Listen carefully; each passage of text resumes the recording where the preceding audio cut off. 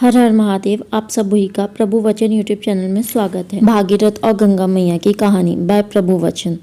बहुत समय पहले सूर्यवंशी राजा दिलीप के पुत्र भगीरथ नाम के एक प्रतापी राजा पृथ्वी पर शासन कर रहे थे। उनके पूर्वजों को कपिल मुनि ने श्राप से भस्म कर दिया था।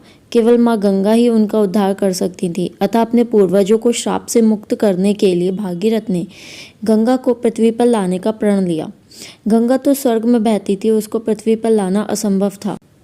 माँ गंगा को धरती पर लाने के लिए भागीरथ ने अन्न जल त्याग कर तप करना प्रारंभ कर दिया।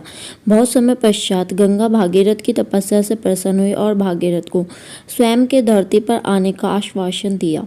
लेकिन गंगा ने भगीरथ को चिताया कि यदि वो सीधे स्वर्ग से पृथ्वी पर प्रवेश करेंगी तो पृथ्वी उनका वेग सहन नहीं कर पाएगी और पृथ्वी पाताल लोक में समाहित हो जाएगी। यह भागीरथ के लिए एक बहुत बड़ी समस्या थी। इस समस्या का समाधान केवल भगवान शिव ही कर सकते थे।